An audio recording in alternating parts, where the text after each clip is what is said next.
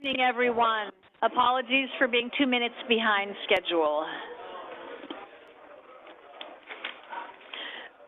Welcome to the Clovis City Council meeting of October 7th, 2024. And to start it off, I'm going to ask the City Attorney to make a comment about our closed session that we held prior to this meeting.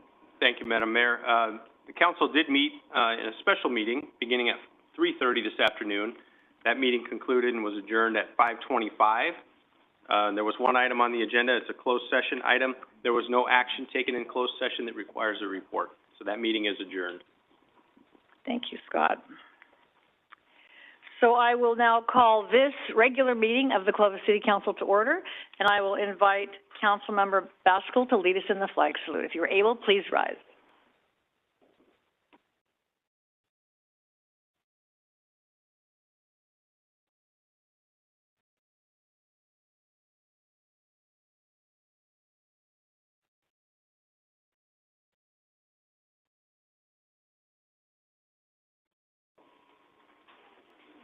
Thank you so much. Roll call, please. Councilmember Baskell. Here. Councilmember Bessinger. Here. Councilmember Moanatua. Here. Councilmember Pierce. Here. Mayor Ashbeck. I'm here. So tonight we're going to begin with some presentations and a proclamation, and then to all 21 of our prospective youth commissioners and their family, we're going to move your item up next because I suspect someone has homework or you need to go somewhere, band practice. So we'll move you up following the proclamation. So let's start with the proclamations. A really important message we have tonight, our friend Nicole Linder in the audience, is a presentation of proclamation declaring October 2024 as Domestic Violence Awareness Month. And that proclamation will be read by Councilmember Baskell.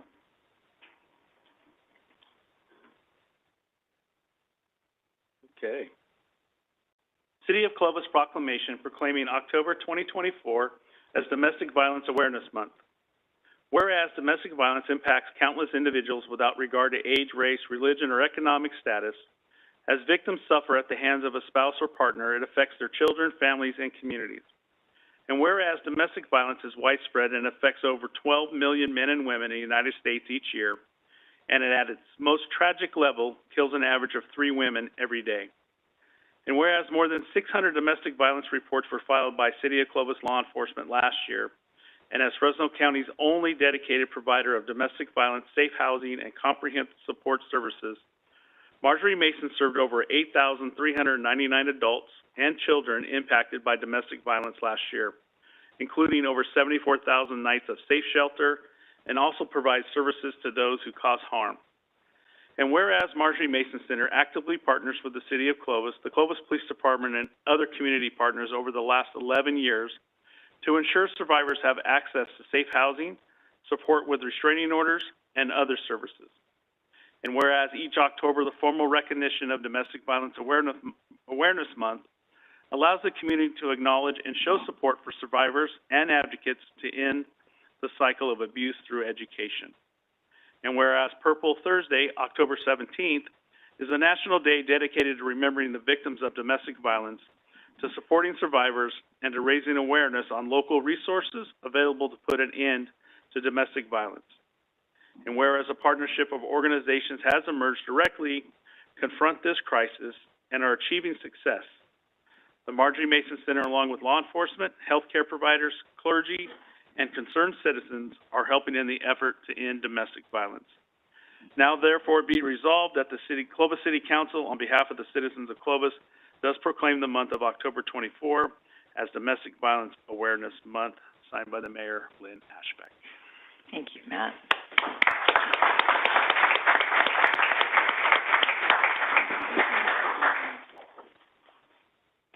Okay, I think we're on. Good evening, everybody. My name is Dr. Laura Lopez. I am the Housing Services Manager with the Marjorie Mason Center, and on behalf of our team and our Board of Directors, we want to thank you. We would like to say thank you to Madam Mayor and City Council members for recognizing October as Domestic Violence Awareness Month. This month is a time to reflect on the critical issues of domestic violence and to renew our commitment to supporting survivors and working towards prevention.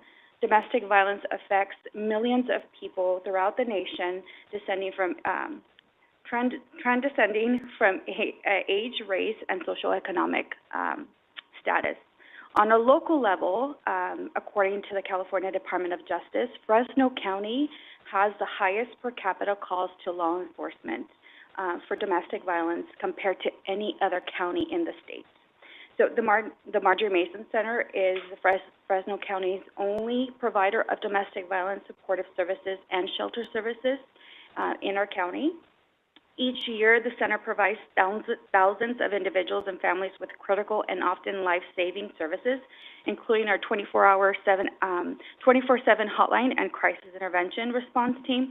We provide safety planning, risk assessments, transportation, emergency services, emergency shelter, case management, counseling services, legal advocacy, housing assistance, child advocacy, education, and other linkages to our Fresno County partners. Currently, the center's 24/7 confidential hotline is averaging over 800 to 900 calls per month. This October, we encourage our community to get involved with the Marjorie Mason Center to see how you can help. There are things that you can do at home, at school, at work, on social media, and essentially every aspect of your daily life in order to bring awareness to this important issue and that affects many of our neighbors right within our community. Again, thank you and for supporting our advocacy to end domestic violence. Thank you, Dr. Lopez. Thank you. Appreciate you being here. Yeah. I just want to also echo my gratitude. It is feeling like coming back home. You're also familiar, Matt, my former boss, as our former board president of the Marjorie Mason Center, but you all have been both individually through your professional backgrounds and as a city supportive. It is a pleasure to have a center here in the city of Clovis. And there's activities this month. We have churches that are doing beautification projects at the Clovis House, and it's truly an honor to be located here in the city of Clovis. There's a lot of other activities this month. So we have our Top 10 Professional Women in Leading Business Awards on October 16th, where we bring a speaker who's coming out from New York, a former professional football player, and his wife to talk about healthy relationships and what that looks like. The next day is Purple Thursday, October 17th. We do have ribbons for you. They just came in. You're our first proclamation, so they came in. They're coming a little bit later, but we'll make sure you have them for the 17th. And I'm really excited. We have a lot of students here today. Nationally, statistics are 1 in 3 teens will experience some form of intimate partner violence in their relationship. And on our local statistics, for those of you that know, we now have on our website a data dashboard that is a collective project of all of Fresno County law enforcement, so it's their numbers, not ours. And sadly, teen relationships experience higher physical violence. And so we really want to encourage the youth here to speak up. I'm going to say, assure that the police chief says, call them too. Like, you are important. It doesn't matter your age and what's going on. You are important. Follow our social media site. We have a No More social media for all of our teen dating violence prevention work as well. So thank you to everybody. Thank you to the great relationship we have with all of the law enforcement agencies here, including the chief of police. Yes, Nicole.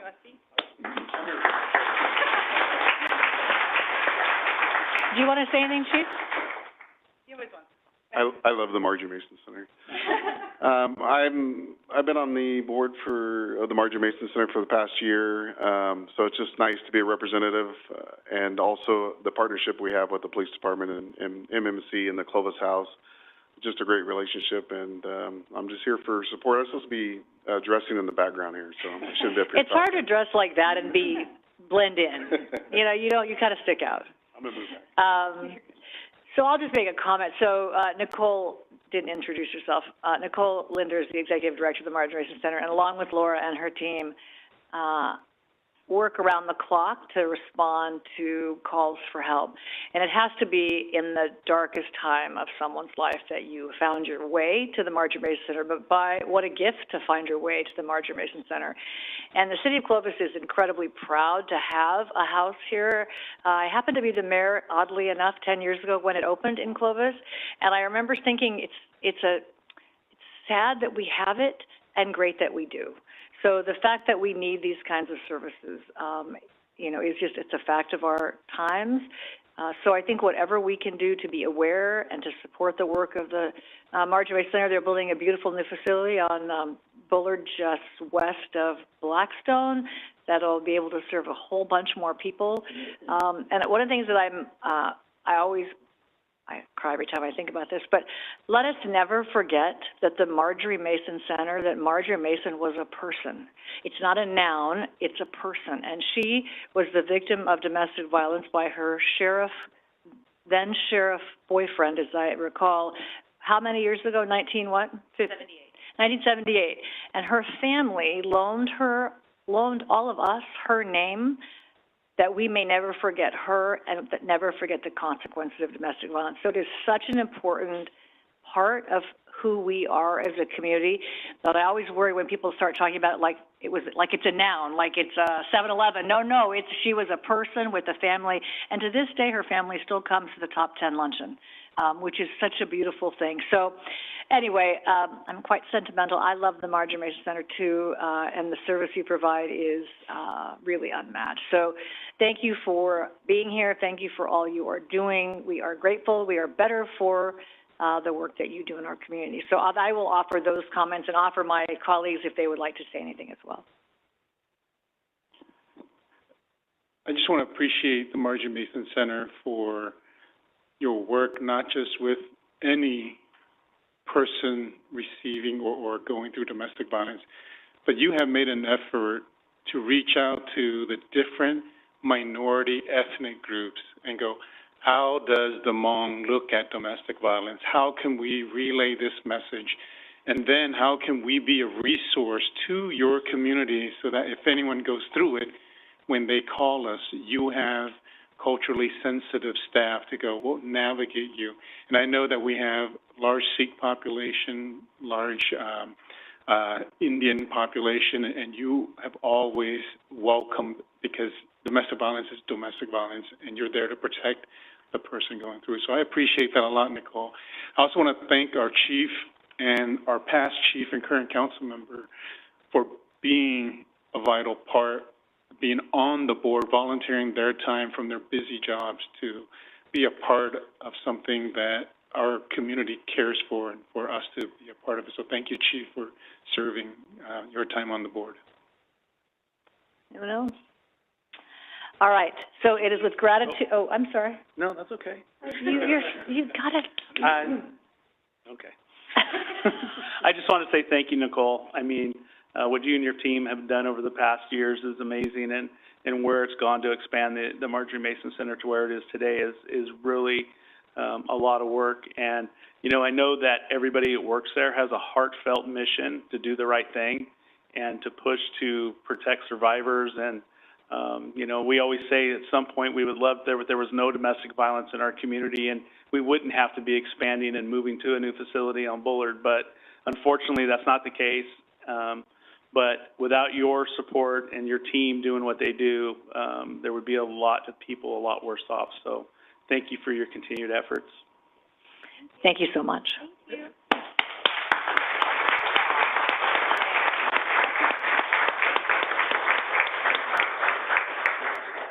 Hey, Nicole. Come on.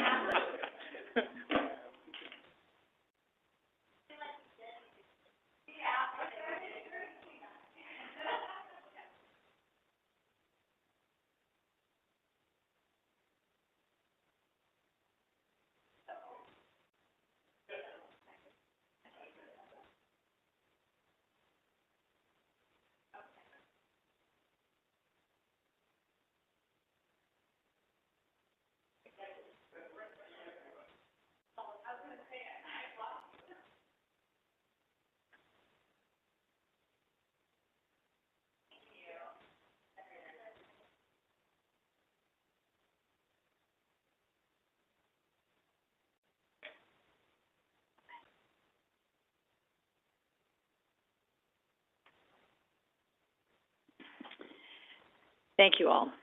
All right, so let us move item number 10 up so we can get our future youth commissioners, or current youth, well, they're future right now, they're prospective right now, our youth commissioners home. So Chad, we're going to move, oh, look at you. Item number 10, and that is the appointment of the City of Clovis Youth Commission. Excellent. Thank you, Mayor, members of the council.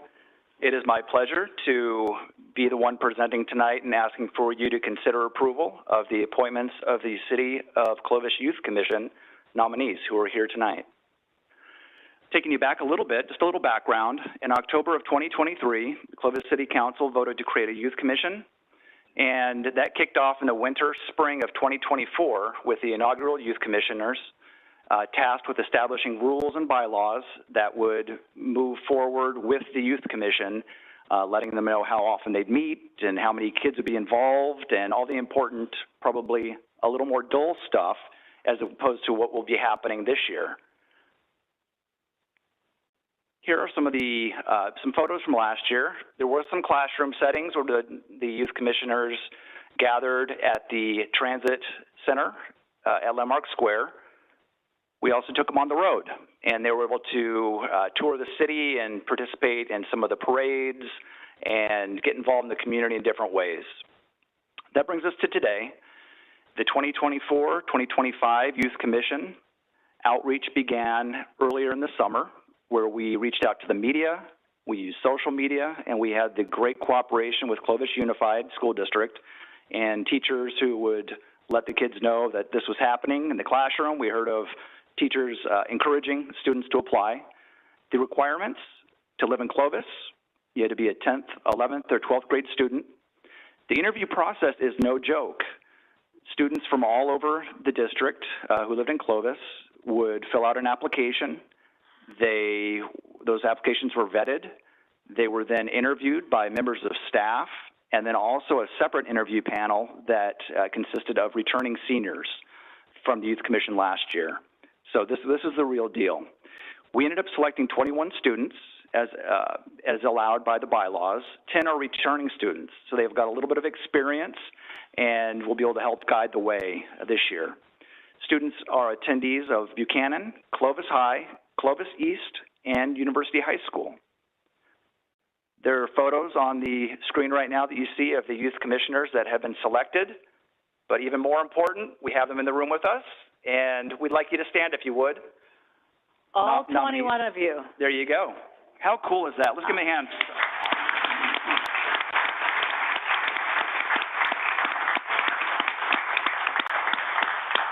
They are the best and the brightest that Clovis has to offer.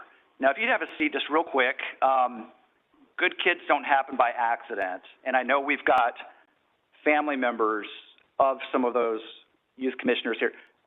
At the risk of making you put down your things and stand up, would parents, relatives stand up as well?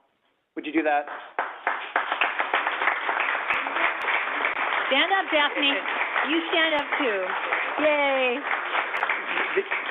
Good kids do not happen by accident. They happen because of good parents, good grandparents, siblings. So go ahead and take a seat, but I just wanted to acknowledge your presence here and thank you for being involved. So what will these youth commissioners be doing this year? They're going to start off by learning a little bit about the city government, tour the facilities, and then they're really going to dig in and start doing some work. It's going to be fun, but it's going to be some work as well. Volunteering at city functions, planning and executed service projects. We are about to kick off our general plan update, which is the plan for the city for the next 15, 20, 30 years. And we're going to ask some of the youth commissioners to be a part of that. They'll be advising the city council on items that have to do with our youth. Our city council is very youthful at heart as well, but we do need our advocates for the youth, and that's why you're here. The first meeting is October 16th at 5 p.m. in the Clovis Transit Center.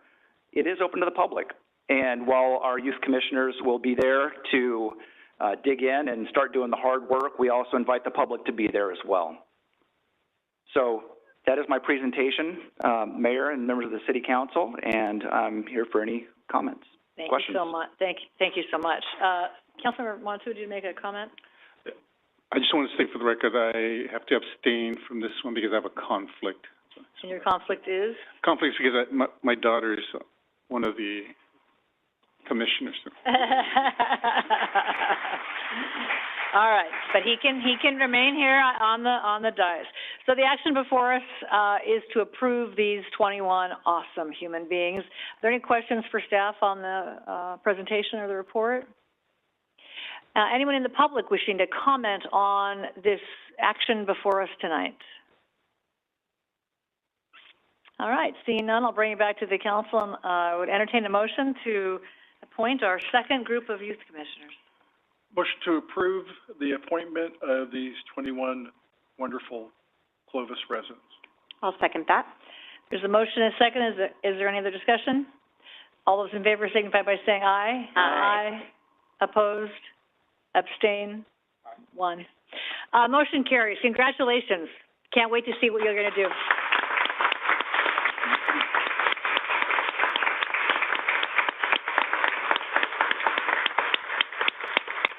Want a picture? Of course you do.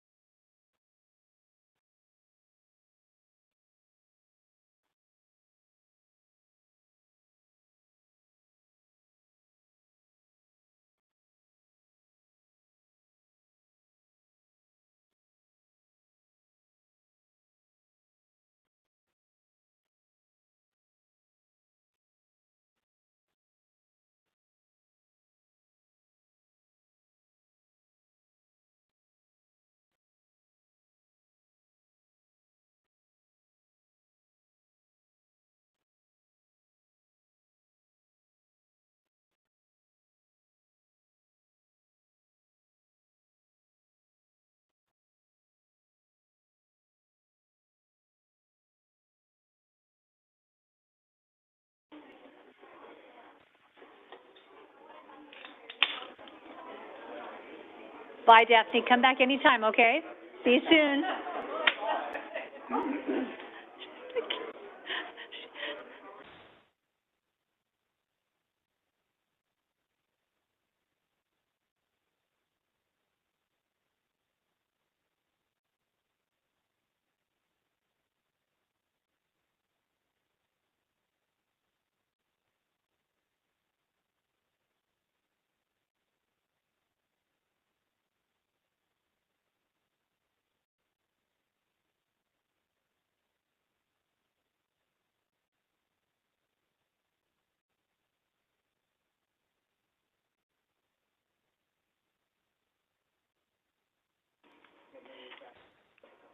I know. Thank you. All right, that was a lot of fun. So now we will return to the top of the order here in baseball terms and go to public comments. This is a chance for folks in the audience that have an item to come before the council that is within our jurisdiction but not on our agenda. And we ask that you state your name and address, or at least your name, and 3 minutes or less. Go. No, it started right then. Turn your microphone on.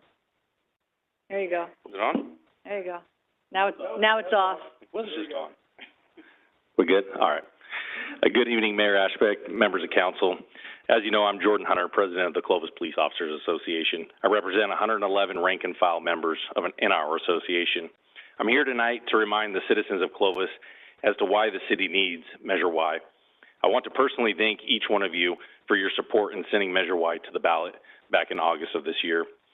It's important to allow our citizens to make an informed decision on Measure Y, ultimately deciding what type of Clovis they want to live in.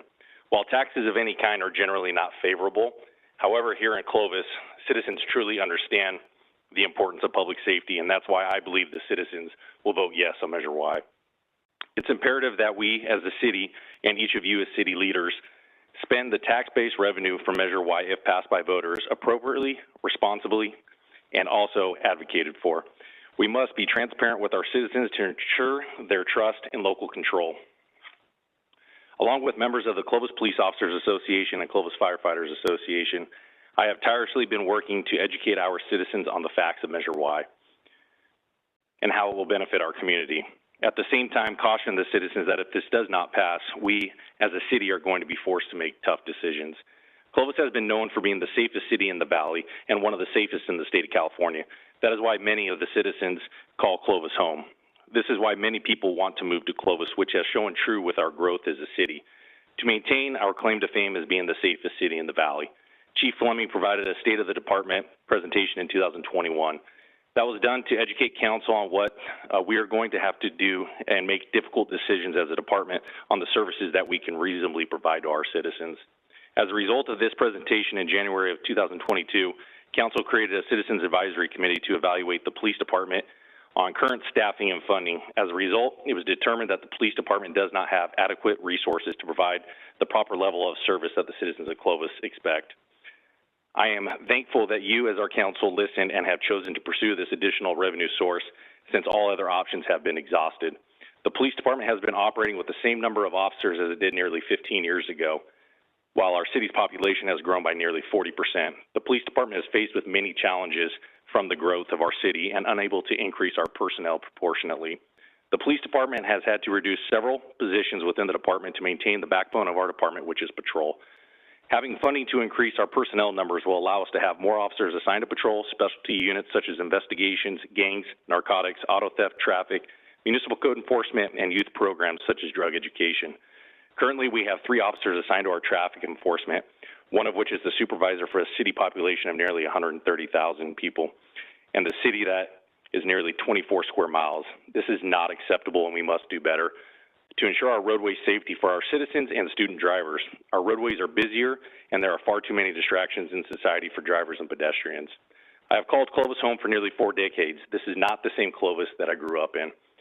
The amount of blight issues that are in the city of Clovis have increased significantly in the last decade.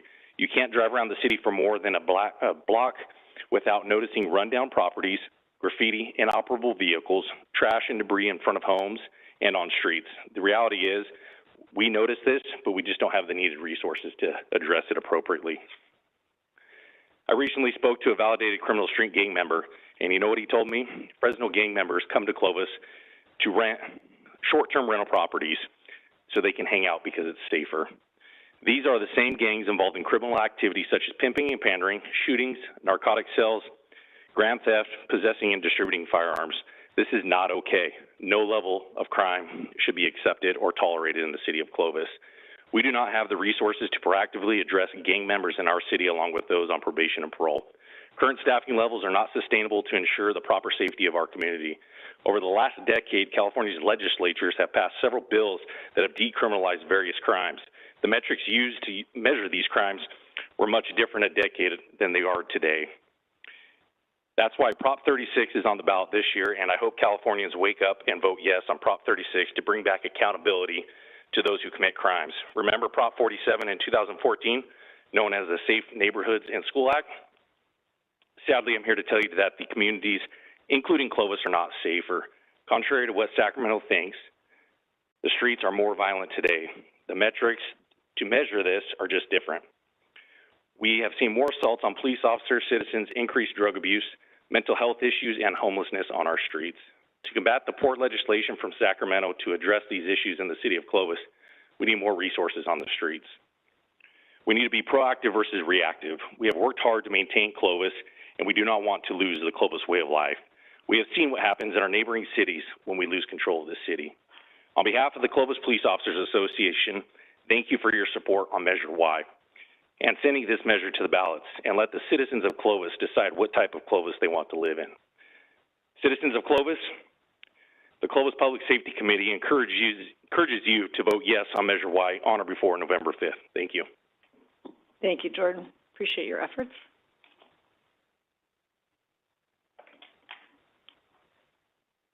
Thank you so much. Mr. Watnick?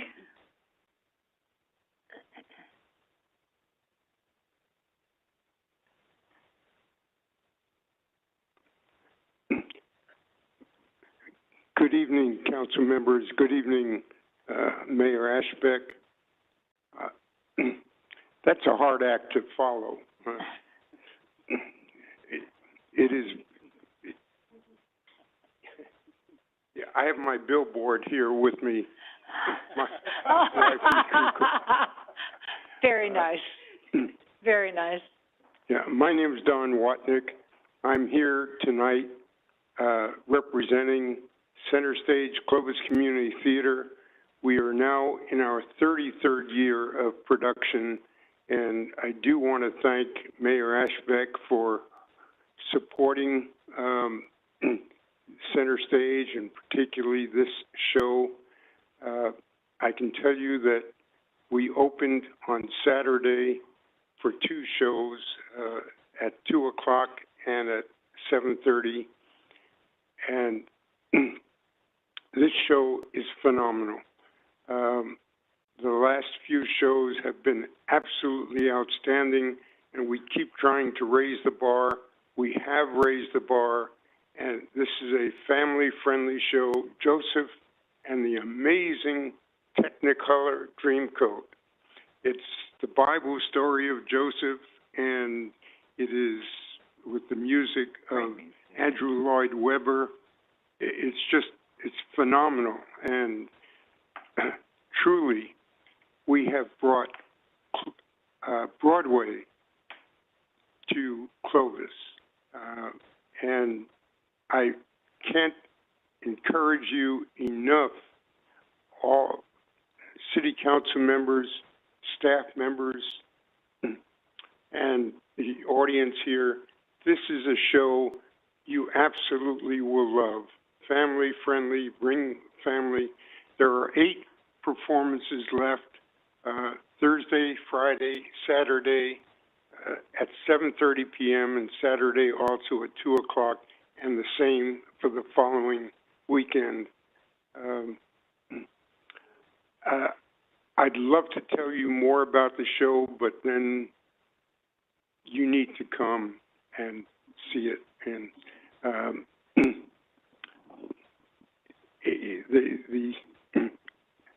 our wonderful city attorney has seen it, and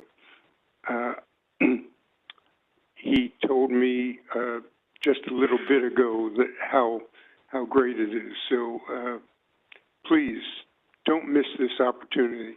Bring your families and see what Clovis really has to offer in the arts, especially the performing arts. Thank you, Don, for your service over the years to Center Stage. You moved to the Memorial District, though. You moved to the Memorial District, yes? Not entirely. But this performance is there? This performance is at the Memorial District. Okay. It's a 350-seat auditorium. Right. And as you probably know, I'm also on the board of the Clovis Veterans Memorial District, and we've approved major funding to upgrade the auditorium. So the audio, the lighting, the tech is state-of-the-art. There's no auditorium in the Central Valley that comes even close to the capability that we have right here. And Clovis is a great city, and the Clovis Veterans Memorial District, hopefully, I think you'll agree, contributes to that greatness. Yeah. But so does an organization like Center Stage Clovis Community Theater. Absolutely. And absolutely. we already have planned for the next show, which will be a year from now. I think it could even, I don't know how we can raise the bar even higher, but I think we will. The next show we've announced is called Bandstand. It's the story of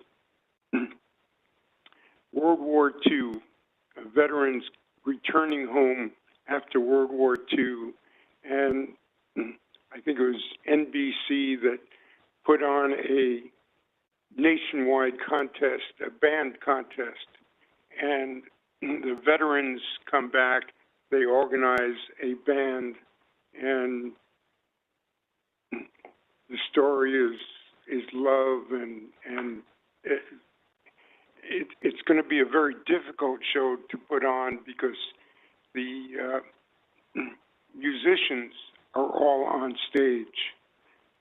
That's difficult to do. And I will comment also on the Joseph and the Technicolor Dreamcoat. We have, it's live music. It is not recorded music. We've hired a professional band, and they are having a great time, and they're very, very good. So everything is live. It's just a wonderful show. It's one of the best parts of Center Stage. Thank you for being here. Thank you for your service. And do you have T-shirts for sale that night? Because I probably have to have a T-shirt if I come. No pressure. Okay, I don't need a T-shirt. Fine. The T-shirts have been purchased for the cast. I'll sing. We do not pay the cast. I'm just kidding. But they put in an incredible amount of work.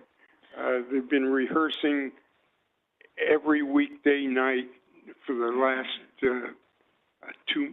last 2 months, and it obviously shows. So thank you for being here. Hope my colleagues can attend, community can attend, and we are a better community because we have the arts, and we owe a lot of that to Center Stage. So thank you for all your work. Thank you so much. Thanks so much. You bet. Thanks. Other public comment? If you would tell us your name and address, that would be great. You're welcome. My name is Rosie Watkins, and I live on Oak Avenue in Clovis, and Could you talk a little closer to the microphone if you don't mind? There you go. Thank you. I've been contacting Art, John, Glenn at the yard. I've come to Sean. I've worked for about 3 years now, I think, trying to get my gutter cleaned up. We had a man fall. It's slimy all year long. Even in the heat, it's slimy. It's green. It's bubbly. I've done everything within my power to get it resolved, and I can't get any place with the city of Clovis. So I'm hoping that something can be done. I believe that I know where the sources from 2 of the homes are coming from. I'm at my wit's end. I don't know what to do about it, but I'm going to be 81 in a couple of months, and I have already fallen once, but I'm extremely careful. But the company that we have are old, mostly, and I don't want anything to happen to them. And our driveways, it goes clear into our garage. I don't like it, and I want to see what I can have done. I don't blame you. So I'm Mrs. Watkins, right? Yes. I'm going to connect you to Scott Riddolph, our Public Utilities Director. Okay. And he's going to meet you out in the foyer out there. And if anyone can solve it, it would be Scott. Hey, thank you. Thanks for being here. Yeah, you bet. Thank you. Thanks for coming down. Thanks. Yeah.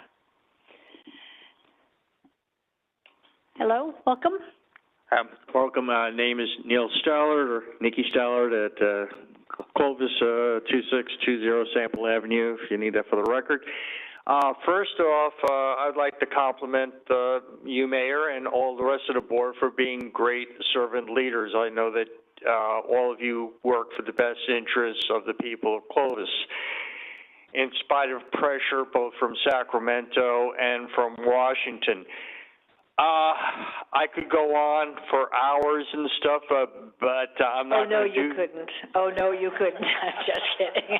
No, I'm See not. that clock up there? Yes. Just kidding, just kidding. No, well, my concern is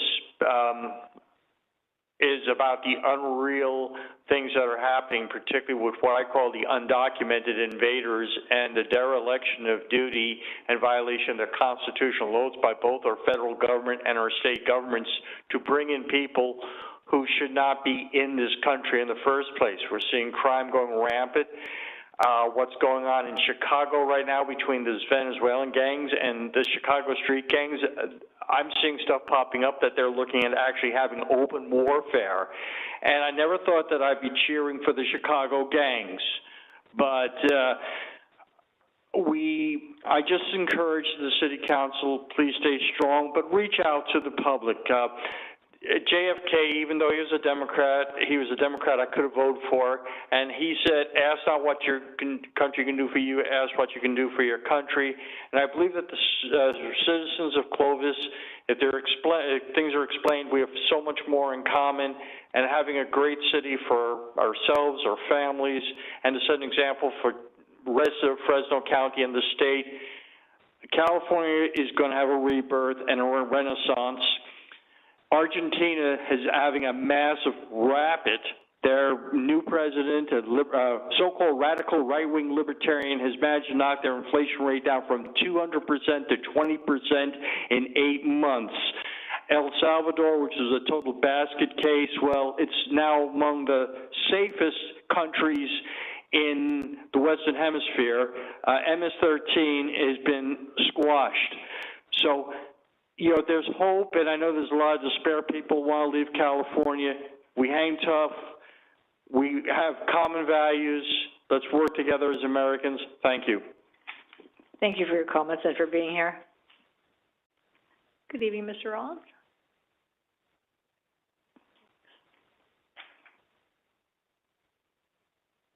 Good evening, City Council. I'm not here as an individual tonight. I'm here as part of a group called Team America. For the last 4 years, we've brought the Great American Freedom Revival to Clovis.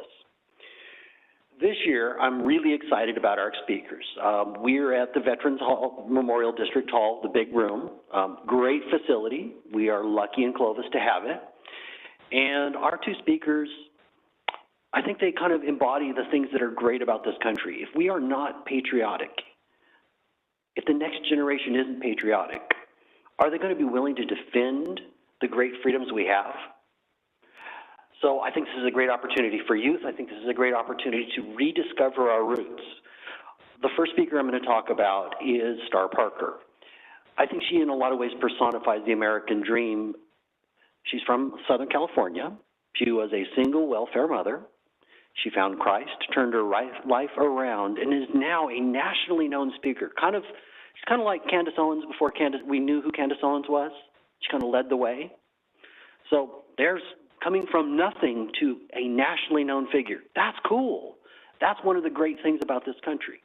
The other speaker does a phenomenal job of connecting all of these amazing stories about the founding of our country, how many of the ideas of freedom were preached from the pulpit long before they wrote them down in that great document, the Constitution, and then also talks about the Constitution.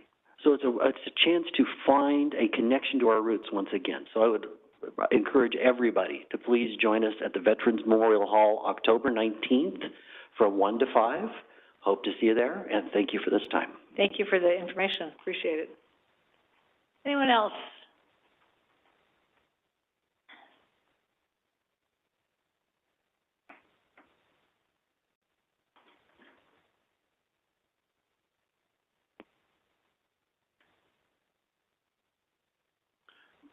Good evening, Mayor. Welcome. Sunday Inn, 3092 D Wolf.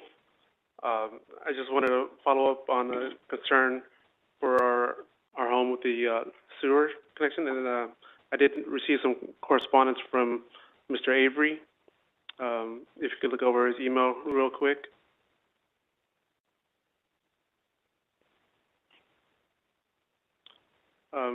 So noted in this email, you know, he makes some correspondence as to our lot and our neighboring lot to the north of us, which also had the same sewer connections, and there was a big discrepancy as far as the fees. And what I did was I looked up the assessor's map, which shows our lot is 1.04 acres, and our northern property is also 1.04 acres. But he referenced several times that our lot is bigger, that we're getting charged more for the same connection because of that. But then public record shows that we have the same lot size. Mine might even be a little smaller because at in the southeast corner, there's that little cutoff. But I mean, negligibly, ours is probably smaller than our neighboring lot.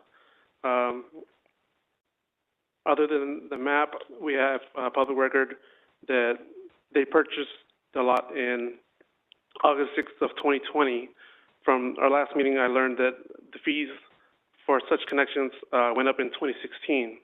So again, he referenced that the fees had gone up, but my neighbor has only owned their property since 2020. So, I mean, the fees presented previously, I believe those would be more accurate for, you know, what I should be paying as well.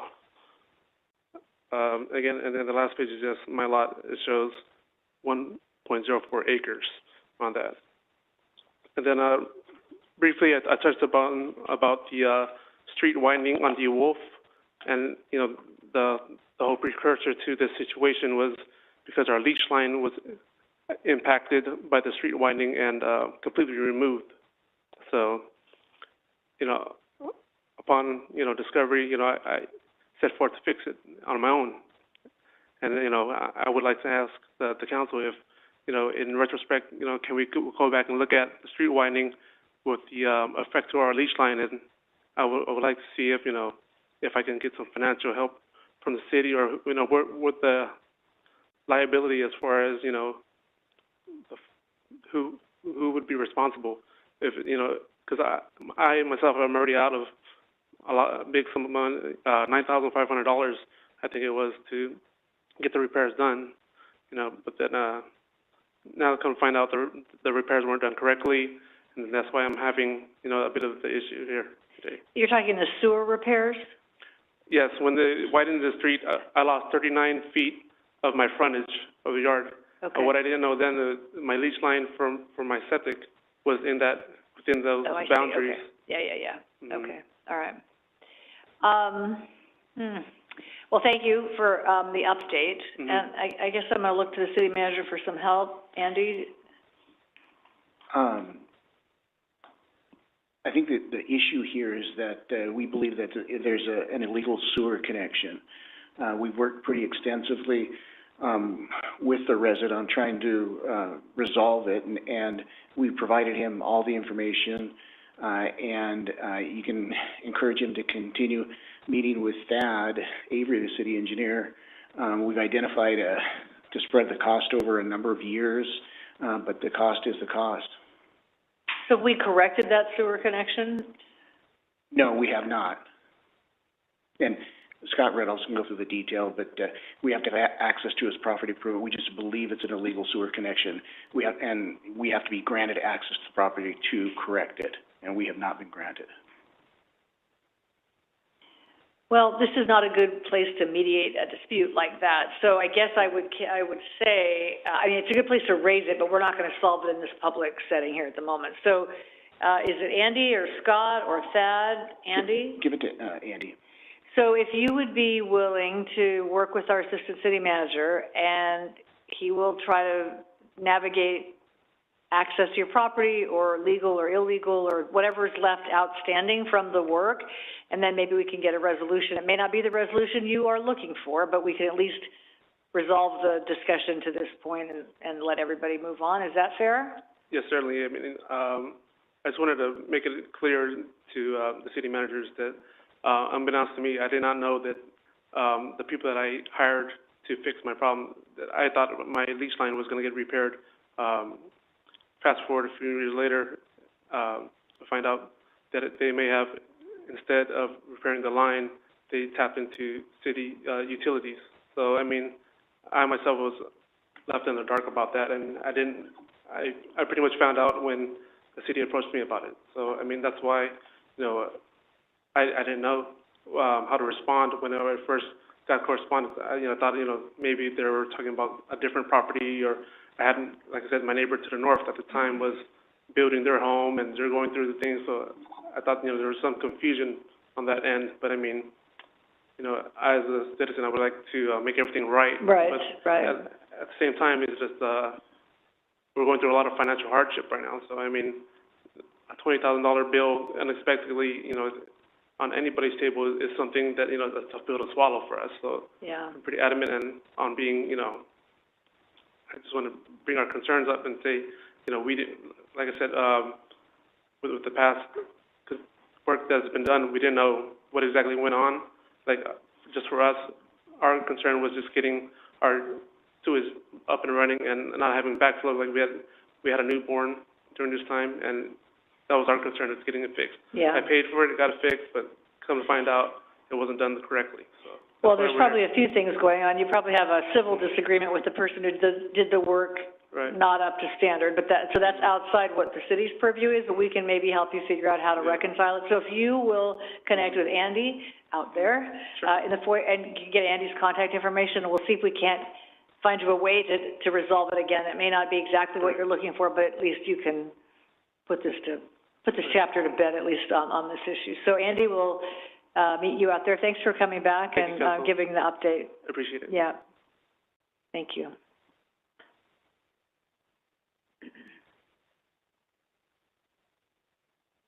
Anyone else, public comment? Oh, I was like, where are you going? What are you walking around for? Welcome. Good evening, Mayor Ashbeck, council members. I'm Monica Chahal, interim president at Clovis Community College. I'm here to extend a personal invite to all of you to come to campus on Wednesday. We have a ribbon cutting for our Applied Technology building at 10 in the morning. I know you've received emails, and I know some of you have responded and confirmed your attendance, but I wanted to extend the invite personally to all of you and to our community. This building is the result of the support that the community showed us in Measure C a few years ago. And so I wanted to welcome you all to campus on Wednesday at 10 o'clock to come see the results of that. Thank you so much. I am not able to attend, but I hope some of my colleagues will be able to attend. But we appreciate the invitation, and always enjoyed to see your smiling face here. Thank you. I saw Dr. Armstrong here a moment, but she snuck out. So thanks for both of you being here. Of course. Thanks so much. Other public comment? All right. Seeing none, we will move on. The next item is consent calendar. These items are routine in nature. We act on them in one motion unless someone from the audience or the council wishes to pull an item. Anyone from the council wanting to pull any of the consent items? Public? Seeing none, I'll bring it back for action on consent items numbers 2 through 9. Motion to approve the consent calendar. Is there a second? I'll second. There's a motion, a second. Other discussion?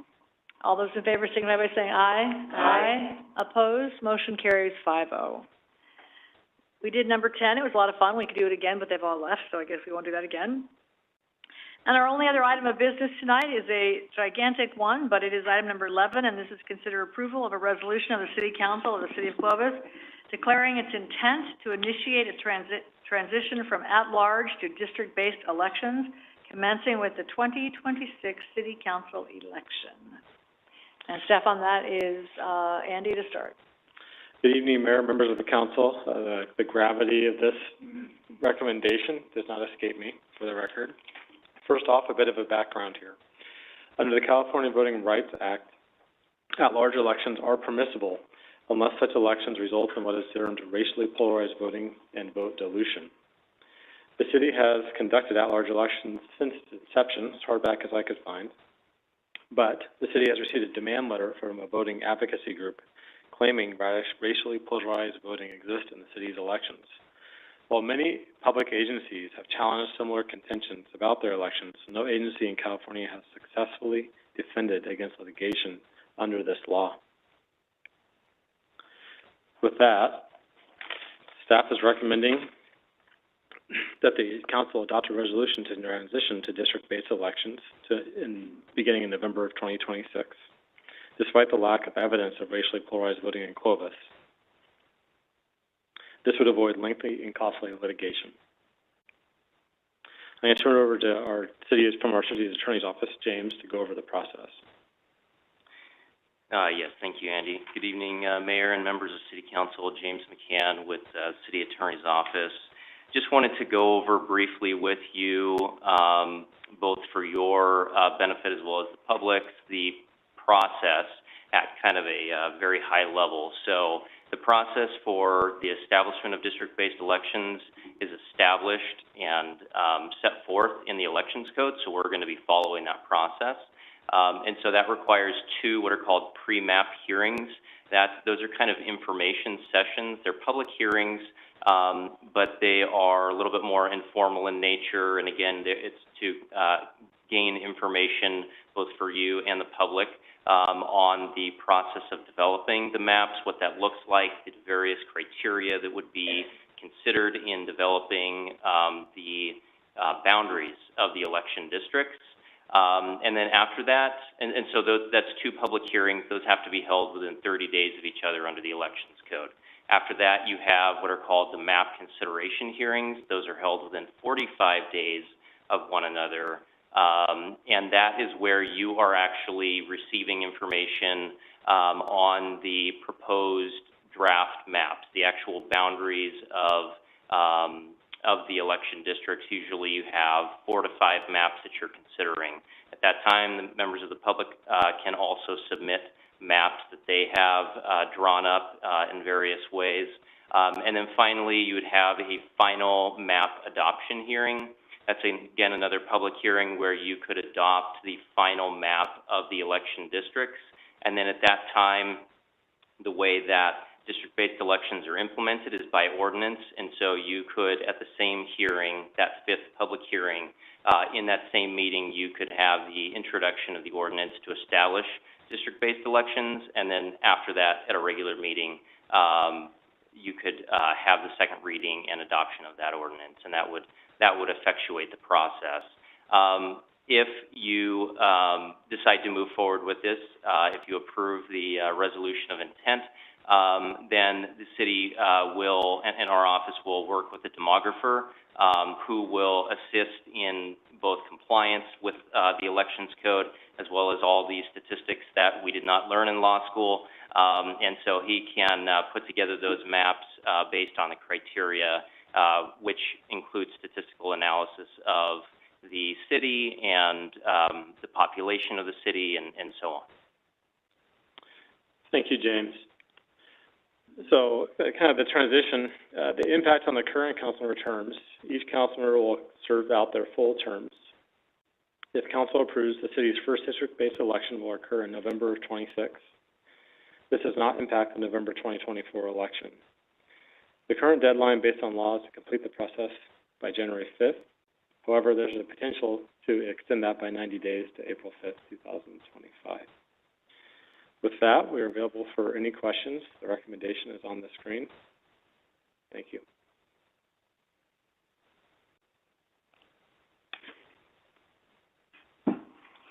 The gravity of this is not lost on me or anyone else, for that matter.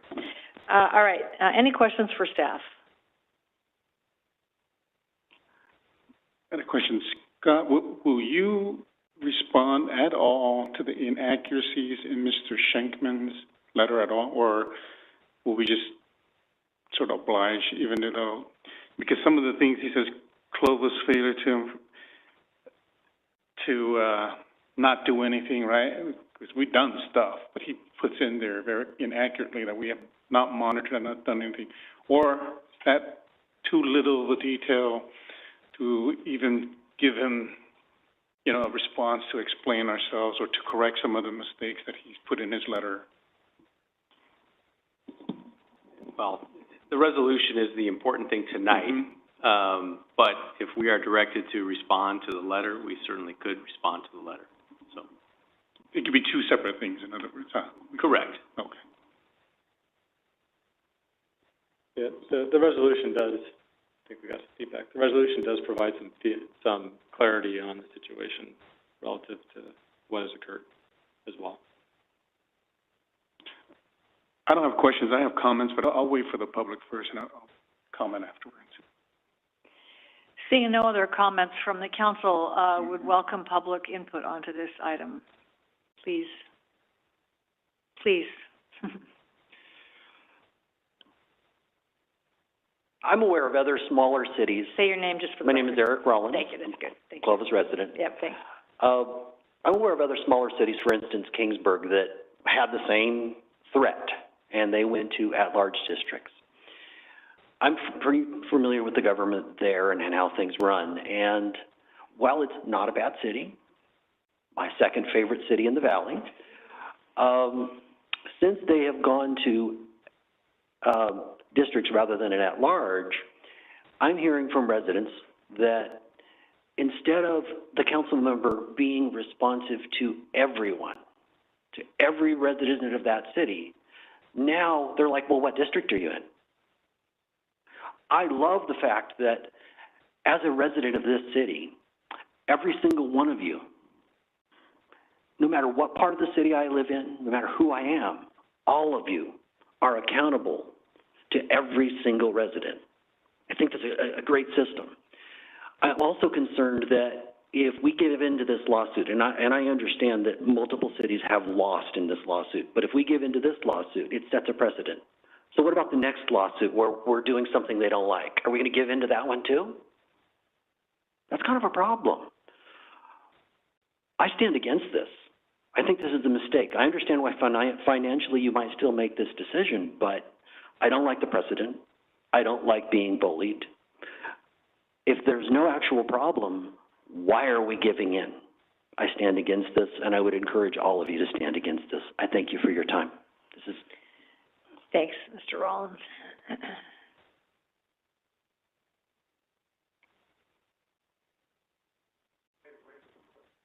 Can you turn, there you go. Oh, there you go. It's on now.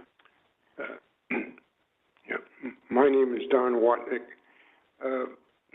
I wasn't prepared. I did not know about this, but it is something that I've been concerned about and have feared for quite some time.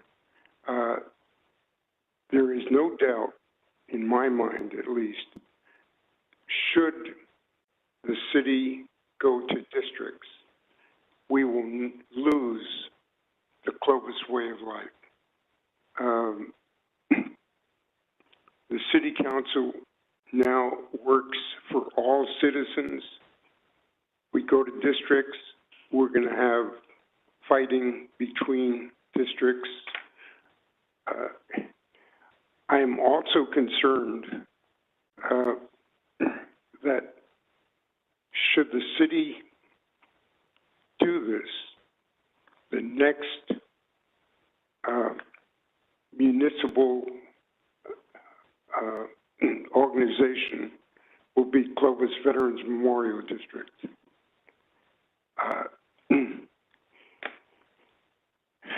This is something I truly believe we need to fight against because it's for the good of the citizenry. I've seen this coming for quite some time, and I had no idea that it was this close. I would encourage that we take some kind of action to fight against it.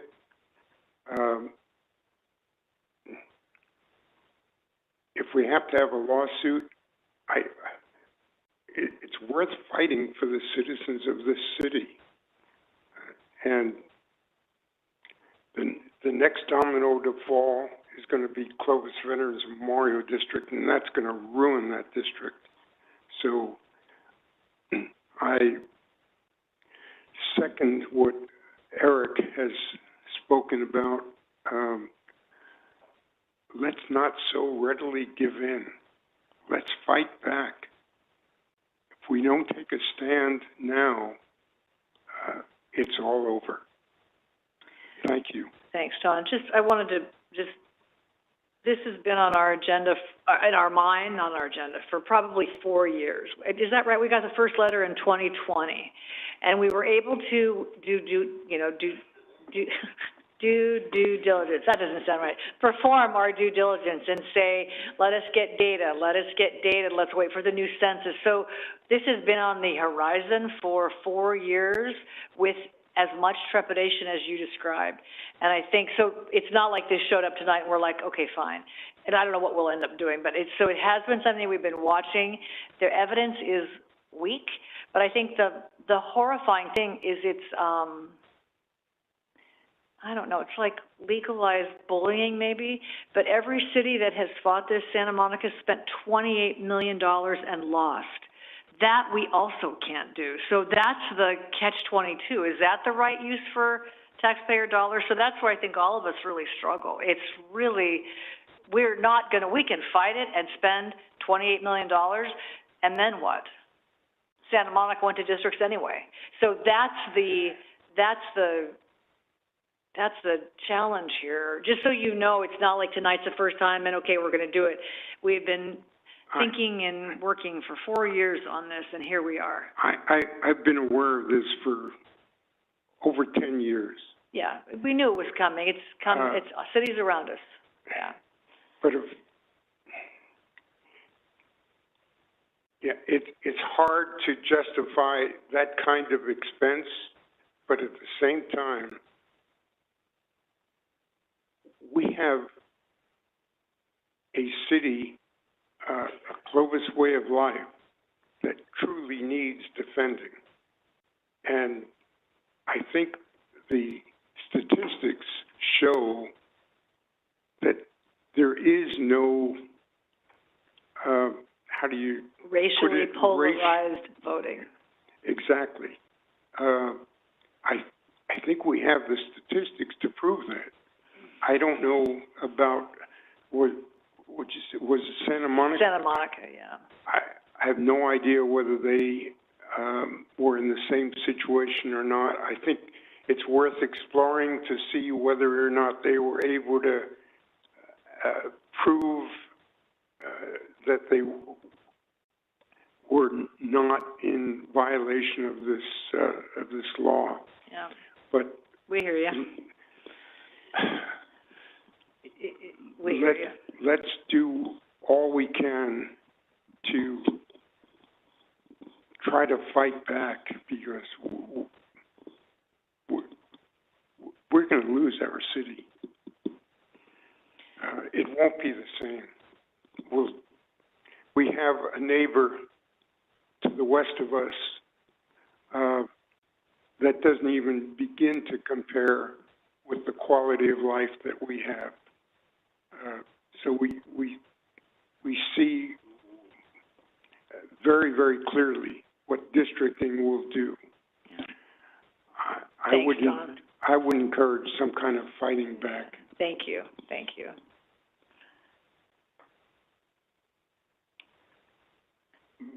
Being an optimist, okay, remember... Say your name for fun. Neil Stellers. Thank you. Okay. Being an optimist, remember the 5th of November, I expect that we're going to see a major change for the positive in this country. We're going to rebirth. Something tells me that Donald Trump is going to make going after people who engage in lawfare a total priority on many levels. I can understand that right now, basically, the city here basically has a gun to the head. I mean, there's no other way of saying it. So I can understand. What I'm saying is that after the elections, maybe reach out to our Congress people, say, because this appears to me a coordinated effort by various activist groups that want to destroy our republic, and they want to destroy from the local end to the state end, and they want to replace a republic with something else.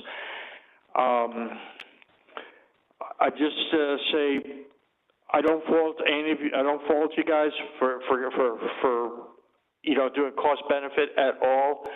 I'm saying as though revisit this thing after the elections, reach out to our federal people, see if this thing can be corrected come January 2025, and let the people of Clovis know the situation and see ultimately what they want to do. Maybe have some kind of city initiative on this instead of put it right to the voters. All good points.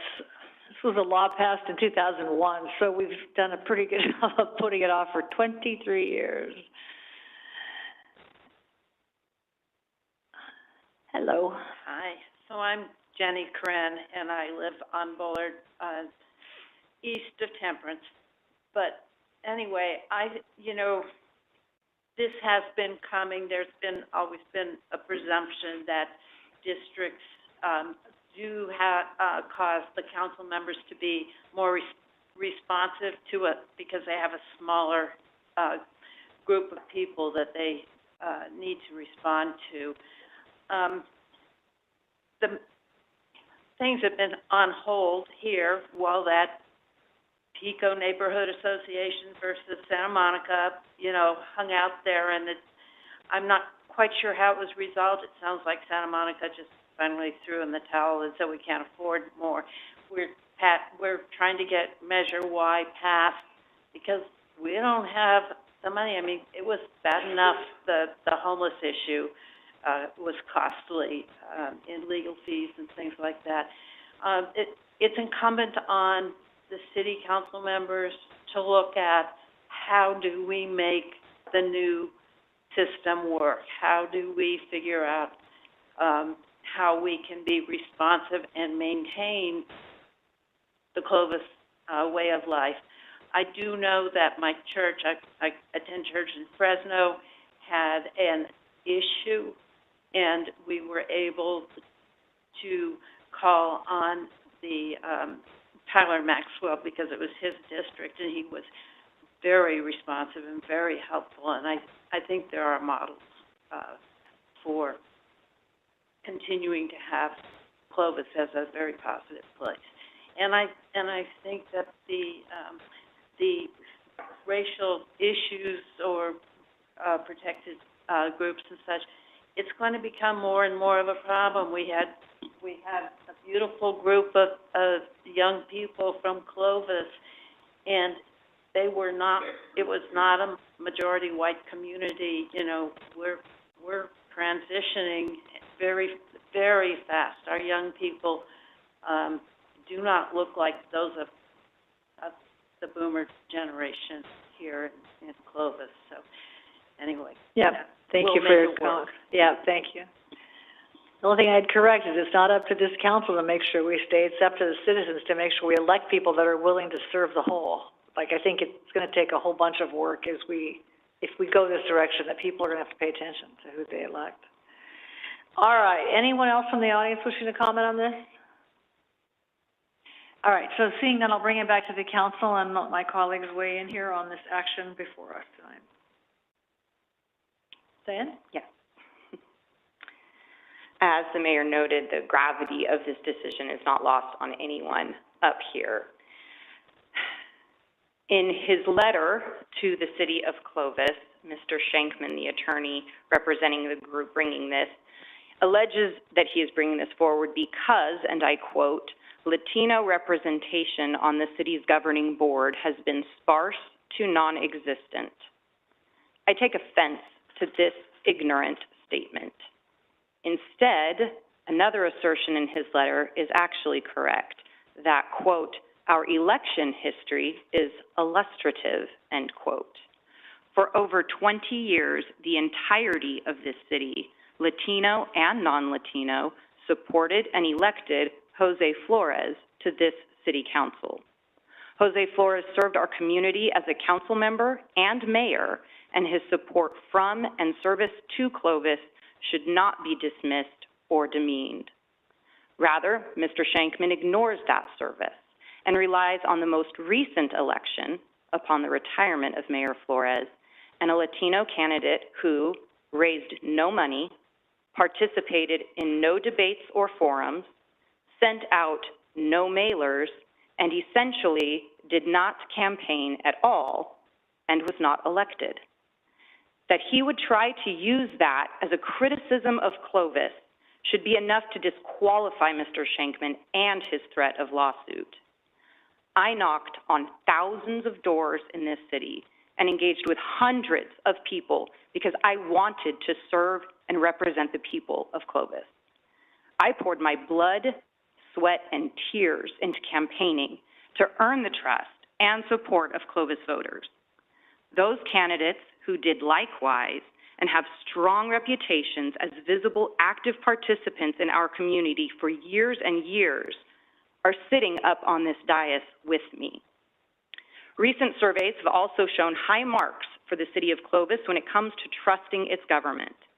This council is a continuation of decades of public servants sitting in these seats and diligently representing the best interests of every resident and every neighborhood. What we are having to discuss here today is a self-serving, opportunistic Malibu lawyer who knows nothing about our community or our history and cares absolutely nothing for our future. And his desire to see each and every citizen in the city of Clovis have their representation on their city council cut by 80%. We have a diverse and inclusive community in which all 5 council members have to earn the support and vote of every area and neighborhood in this city. What we are having forced on us today is not in the best interest of our community and fellow residents. Rather than each and every one of us having to continue to go out into all areas and neighborhoods and earn your vote, we are being divided against our will and are really being held hostage to the budgetary challenges we are currently facing. I think it is no surprise the city received Mr. Shankman's letter just weeks after we voted to place a sales tax measure on the ballot to allow our citizens to decide if that is the best way to address our essential public safety and city service needs. Why did he wait until now? Why allow this current election cycle to pass with our at-large system? Because the likelihood of compliance from a city council that has just asked its residents to increase city revenues to maintain current levels of service will have an incredibly difficult time justifying exposing the city to significant liability in the tens of millions of dollars by way of taking this matter to court. We are between a rock and a hard place. We know choosing to move to district-based elections from our at-large system is not what is best for Clovis. But we also know that to be responsible stewards of our tax dollars, we cannot expose this city to certain litigation on this issue when there is no example of a city being successful. I wish we could trust the impartiality of the process in this case and allow it to play out. I believe the truth is that Clovis is well within its legal rights to continue with our successful at-large voting system. If I held even a shred of hope that justice would be served through the courts on this matter, I would eagerly pursue that route. My vote on this tonight is with sadness and a fair amount of anger. If it was just me, I would vote against this resolution. That wouldn't be fair to my colleagues or our taxpayers. Once again, Sacramento politicians think they know what's best for everyone else with the one-size-fits-all California Voting Rights Act, and Clovis is not allowed to govern ourselves according to our beliefs, our values, our best interests. And lawyers with no concern for Clovis at all are all too happy to swoop in and take advantage of the situation. It is truly disgraceful. Thanks, Diane. Other thoughts? Kind of hard to follow that. You pretty much said everything I wanted to say. One of the advantages that Clovis has, and I think both Mr. Rollins and Mr. Watnick kind of hit on this. Instead of having just one person that you can turn to, you have 5 people that you can reach out to. We all have a heart for every part of the city. And it would not be a good day when you contact a council member and he or she says, you got to talk to Bob. I can't help you. Which I would hope that we're going to take the information and we'll get it to that council member so that we're all aware of what's going on. But all that does is slow the process down. That being said, if we can't win, because nobody has, it would be irresponsible of us to waste several $1 million on a battle we can't win. We have to hope that this process will work better than the process that they did to us with our congressional district, where they cut Clovis out of the Fresno metropolitan area and connected us with Bakersfield. So hopefully, we do have some control over this process. Actually, we have a lot of control over this process. So if we're forced to do this, which we are, we're going to do it in a way that every area is properly represented. That we're not doing to Clovis what they did to us in the congressional redistricting. I feel the same as Diane. I don't want to say no, but I think our hands are tied. Others? Matt? Tom? Somebody? I echo what everyone has said so far. I will say that as this moves on, it's going to be up to us as elected officials and those coming on that we do continue to represent everybody in the city of Clovis, that we are the stewards for the city, and then we try to maintain the best way of life for the city of Clovis. Because, you know, we all take pride in the fact that we come from Clovis, and, you know, when they say it's a way of life, if you live in Clovis, you know what that means. And if you've worked in Clovis or for Clovis, you know, the city of Clovis, you know what that means. And you put a lot of time and effort into seeing the city grow and be successful. So it's really going to be, you know, up to us, those that are elected, to continue that, regardless if you're stuck in a district or not. So I agree with everyone here. Going to districts is not the way any of us want to go at this point, because we have been successful. But we've also been unsuccessful when it comes to lawsuits, because we don't get to dictate how California or Sacramento does things. And it's evident. I mean, we lost a $10 million lawsuit because we were standing up for our rights. This one could be $25 to $30 million, and we can't afford to do that either. So, like I said, I concur with everyone else. Thanks, Matt. With something like this, I wish it was someone here who actually cared, but it's someone in their big mansion in Malibu who has never walked our streets, has never met any of us, has never met any of you, you know, don't know the history, the blood and sweat of the families who built this town. And they didn't even have the decency to come meet and talk like real gentlemen do and just say, hey, what can you do? What can we do? But no, they want that $30,000 check to, you know, buy a new TV in their mansion. And so they care less about us. I mean, if you look up this guy on YouTube, he is the rudest, most ungentlemanly person to represent me, minorities, the underserved, who use people like us, you know, to push their agenda in the name of representation and stopping vote dilution. Because if they cared that much, I challenge you, Mr. Shankman, to take that $30,000 and give it to me, the minority candidate, in this next election where I will be in, in a district.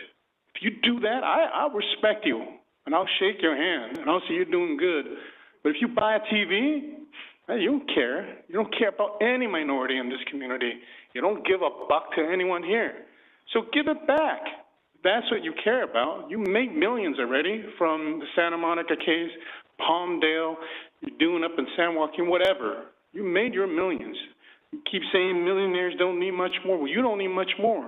There are minority candidates here who many of us still have to hold a full-time job to serve our community. Give that $30,000 and split it amongst the 5 districts and the 5 minority candidates that will run in the future. You know, he says in his letter, the cities at-large system dilutes the ability of Latinos to elect candidates of their choice or otherwise influence the outcome of the city's elections. This law is just a racist law. It's saying, hey, all you Latinos, all you Hmong, you vote the same. Because if that Hmong candidate don't do it, didn't make it, I, as a Hmong voter, am not intelligent enough to vote for the person who has my values. I only vote for the Hmong candidate or the Latino candidate. And since they didn't make it, oh, there's vote dilution. There's a lot of smart minorities. And they're going to pick people in Clovis who have the values, regardless of the color. But this law don't care about that. You know, someone didn't win, and they look at the Latino numbers, and they go, oh, they could have won. They could have won. No. A lot of those Latinos voted for people who cared about Clovis. And that person may have been white. Would have been Hmong. They could have been green. It didn't matter because they were smart and they were looking and caring for people who wanted to uphold the Clovis way of life. So they keep saying, oh, we're protecting you. No, you are insulting me as a minority. Saying I can only vote for my kind because I look that way and because that last name looks like my last name. And that ain't Clovis. That's not how it's supposed to be.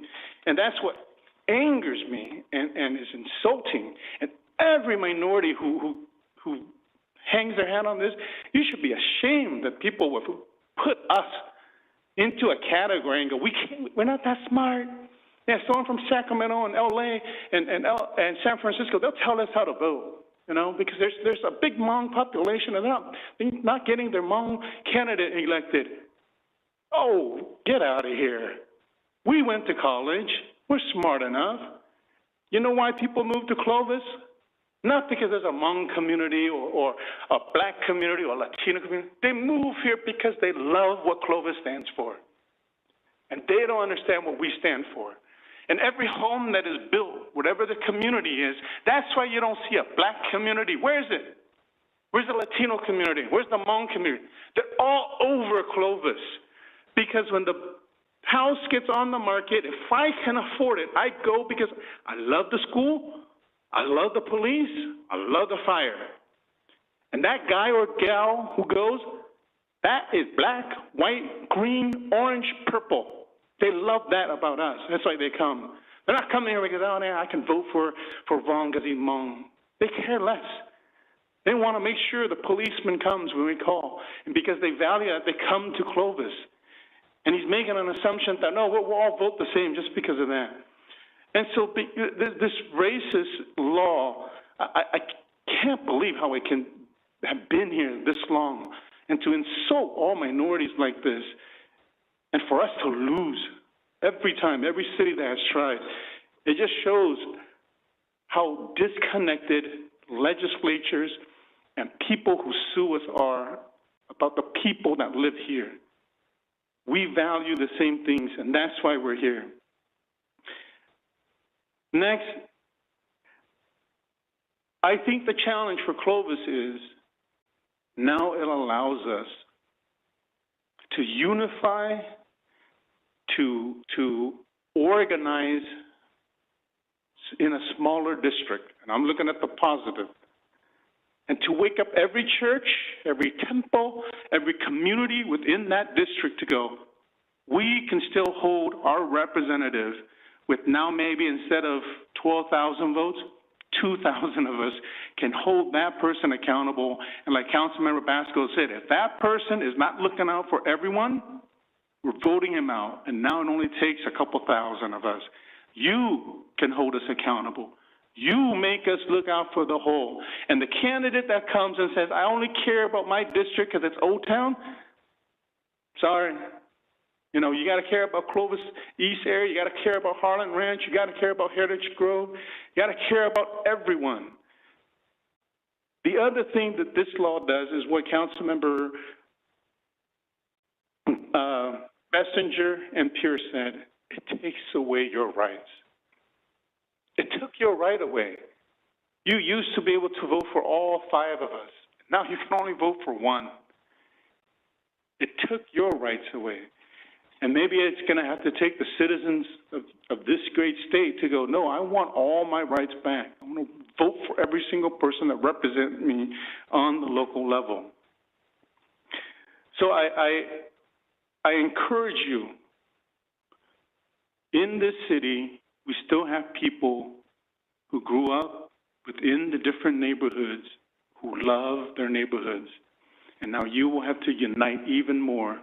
And the old generational people of Clovis East, Clovis High, whatever the areas, you have to pay even more attention and not wait for those who vote all the time to get you your best leaders. But you now have to wake up in your own small neighborhoods and go, we have to vote the best in.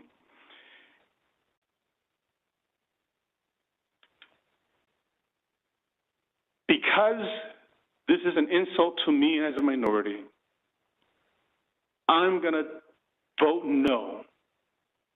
Because it looks at me not understanding the hard work that I have given, and that every citizen has given to be able to be here.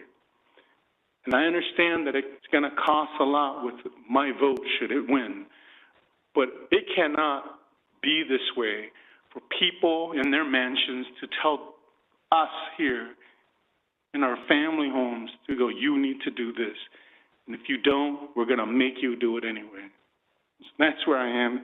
I appreciate the resolution because it shares exactly what we have done. We've consistently monitored all the elections. We've evaluated, we've done demographic studies, and we have not found, like I said earlier, a minority group that their vote has not been recognized. And that's why we have stood strong until sort of now. We were hoping Santa Monica would win in the Supreme Court, but it was overturned. And I know that that pathway is very difficult, but I have to vote on this personally tonight and not as someone representing my entire city and being fiscally prudent, but now just being an angry minority and voting against it. Thanks, Vaughn. I don't have too much more to add to all of the things that have been said. I think that our job is to shift this idea to service not where you live, but who you serve, and we serve the whole. So if we can kind of work on that mindset, but it is going to take holding elected officials accountable. To Vong's point, if you just talk about Old Town, or we opened the Gould Trail yesterday, and I suspect that that would not be in your district, Mr. Bessinger. So does that mean you wouldn't be happy about that, right? That we just have to hold people accountable. So I don't know what else to say about that. I guess 2 things. One, Diana, your comments were really well done. The other error in his letter was he calls out the other example was in your first election in 2017, Paul Soares, who's Portuguese. So you might want to do your homework about who you're saying was racially polarized. I don't know that we have a large Portuguese community, but to include him in this sort of Hispanic thing, I think just is sort of sloppy law, I guess. And then I guess my final question is, don't you have to have standing of some kind to sue somebody? What standing does a Malibu lawyer, whose address is on his letterhead, if you'd like to look up his house on Zillow, which I did, don't you have to have standing to sue someone? And is there a Clovis resident who's willing to come forth and say, I'm a member of the Southwest Southwest voter, whatever that thing's called, and stand in front of us and say, yes, this is what I want to do as a resident? Can we ask about that? Yes, he's representing a purported claimant who is a Clovis resident. I'd like to see that purported claimant. Can we see them? Can we know who that is? James, I think There's no right to that at this point, and there has been comments about concern of potential retaliation, safety. So at this point, we would not really be privy to that information. Of course, if we were to initiate litigation, we would have access to that information, but at this point where it is not in the midst of a lawsuit, we wouldn't really have that information. Do we know that there is someone? I mean, a purported claimant sounds like I've made that up. Not you, but like I purport that there's someone who thinks this is a really good idea. So you don't know for sure? Don't know for sure, but obviously, not trying to speak for Mr. Shankman, but if he were thinking about where this could go, if it went to a lawsuit, he would obviously have to have somebody who he would have as a representative, a voting member of the city of Clovis. And so it would be foolish to not have one, but we don't have any information that he does. So anyway, I think we've said all that there is to say. I do think because we are a resilient bunch, should we move forward with this, we'll have to figure out how to do it better than anyone else and how to not be like the models of cities that we see that are so incredibly dysfunctional and only care about themselves in terms of their own districts. And that's, our voters are going to have to pay more attention, and they're going to have to hold people accountable for that. I just don't know how else to, I mean, I just in good faith we can't spend $28 million as the entire annual projected revenue of Measure Y, correct? That is insane, that we'd say, let's do this, and then let's spend the whole thing on a lawsuit that we're going to lose anyway. I mean, there's just something about that that is equally as insulting. So, yeah, it's just not where we thought it's just not where any of us wanted to end up as a city, but I do believe we are here after 24 years of, doing our work and serving the whole, and I think we have the results to show for that. So, here we are. So, I think we've done public comment. I think we've done this. So I think I'll come back to the council, and it is appropriate at this time if there is a motion on the agenda to adopt this resolution, if that's the pleasure of this group. And that no one wants to make that motion. I know that.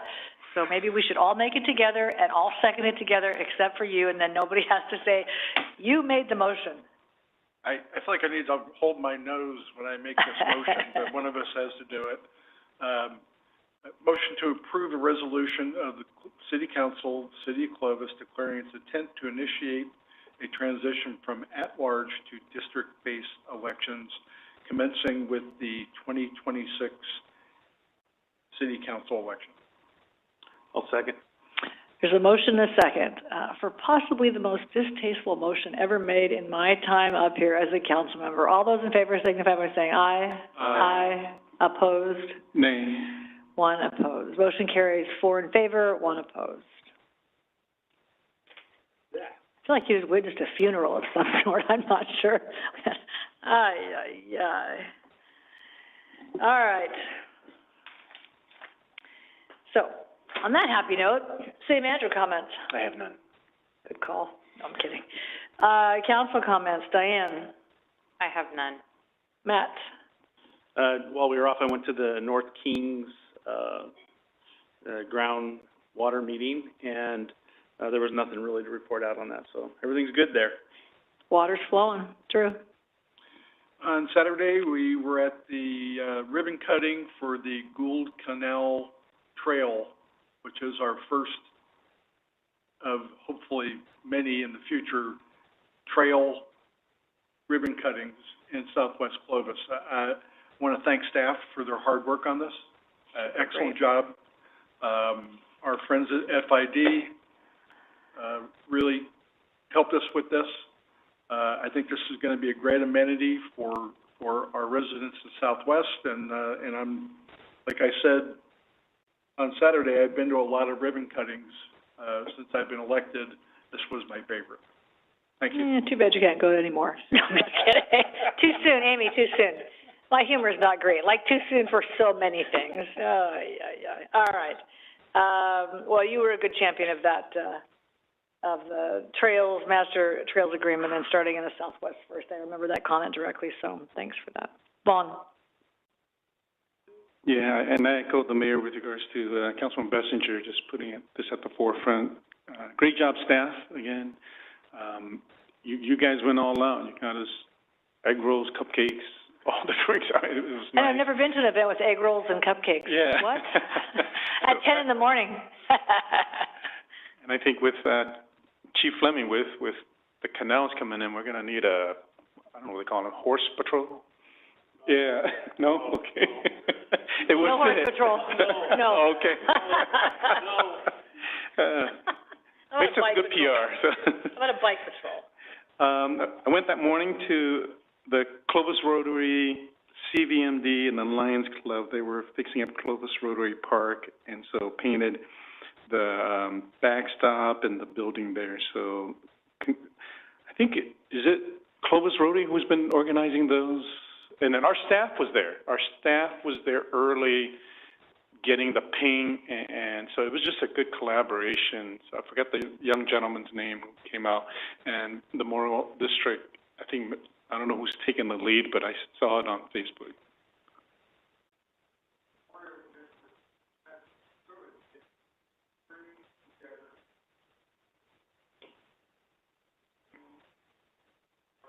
Okay.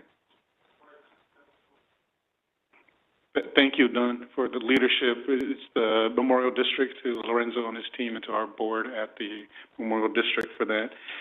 We had our round table, so it was great discussion, sort of a continuation of what the mayor has started, and we hope that we continue this moving forward. Went to the superintendent's breakfast, got a good update from Superintendent Fulmer, and I appreciate her and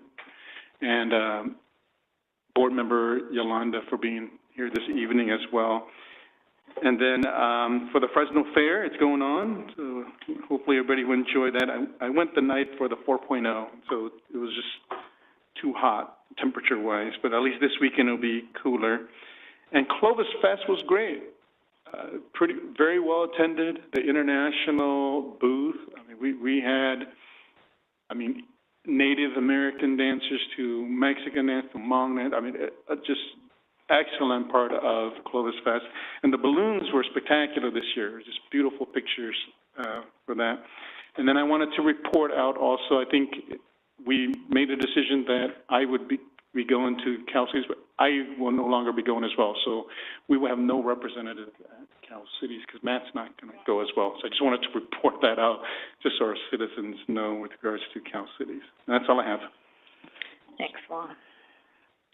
Just a couple items. So yes, on this superintendent's breakfast, and it was great that Dr. Fulmer came tonight. That was super great. Yes, on the roundtable, I think it's a really important place for those conversations to happen. Memorial District is in the room, people from all sectors. So I think it's worth keeping that going over time. We also had a Clovis Unified Joint subcommittee meeting with it's Vong and myself and two school board members. Vong was unable to attend.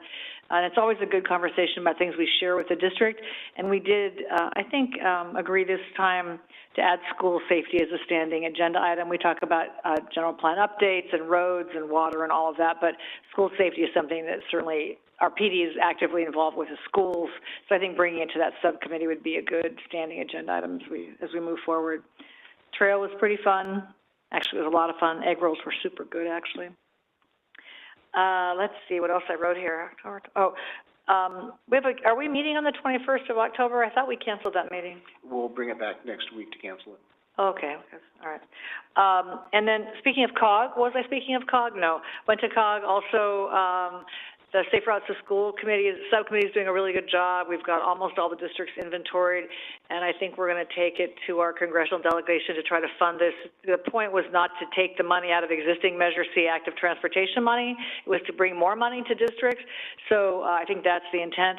And there are districts that are small that are way farther ahead than bigger districts. So I feel like it needs to be kind of first come, first serve. And when your kids are crossing state highways in Mendota and Huron, I think you should go first. So I think it's really moving ahead, and some of the younger staff at COG are really doing a good job. But speaking of COG, now I'm speaking of COG, they moved the October meeting from Halloween, I don't know why, to the 24th, and I will be on vacation that week. So I'm going to ask my proxy here if you're able to attend, and maybe Rebecca can follow up with Long just to confirm. And then the November meeting is on, they moved it from Thanksgiving Day, why were they thinking that, to the 21st, and that happens to be my birthday. And not that I wouldn't go on my birthday, but it's kind of a big birthday, and I'm kind of having people that might want to be with me on my birthday, and so I'm not going to COG. So I'm going to be 50, 40. Why'd you laugh? No, I'm just kidding. Anyway, so I will not be available on my birthday. Sorry. Anyway, okay. And my final really important thing, this is very important. I went to Break the Barriers on Saturday night. Super impressive, as always. That work is just a ministry like very few. I would like to ask our ingeniously creative team, we need to do better than the proclamation we give people. Our proclamation in that funny little cardboard thing is kind of embarrassing. So what I would love some creative staff person to do is give us some options for making proclamations that match the moment. So Jim Patterson brings his thing and all of that. I'm not saying we have to do that. City of Fresno had this really pretty framed one, and I had my little thing, and we can do better. And when you think about our city is a brand, where people are proud of our brand, no one's going to hang up our proclamation in its cardboard folder. So what I wonder, I know it's not important, the world won't end if we don't do it, but I think it's time to raise the bar on our proclamations. So, if we're doing 30 kids in the 5th grade, they're happy with their cardboard folder, but there could be some events where we want the recipient to display our brand in their facility, and Break the Barriers was a good example of that. So I just wonder if we could add it to our list in our spare time. Could we research some options that are more in keeping with how awesome Clovis is? Not that our cardboard thing's not great, but it's kind of not great. I felt kind of awkward. So, is that okay? I was just saying we can't do that. It'd be good to know if what you consider to be very important, then we can. I think it's absolutely, I can define who those would be, for sure. Because not everyone wants to hang it up, let's be real. But in businesses or some of those places, they might want to hang it up. And if it looked like something interesting, like our logo or like our Bronco Billy, or I don't know, something that's interesting, I think people would hang it up. So, I want it by next Friday. That's a lot of lead time, John. You got to step up. Okay, so you have it to my birthday. All right, so thanks. All right, with that, that concludes our general council items, and we are now going to convene into closed session and I deal with the item that is printed on the agenda, which just simply says anticipated litigation, and then we will reconvene. Will we report out? We are going to be asking for action tonight in closed session, so depending on what that action may or may not be, I may have a report out. So we will reconvene. Thanks, everybody, for coming. And if there is any public comment on the item, now would be appropriate. Well, they don't know what it is, so it's hard to comment on anticipated litigation. Thanks, everybody.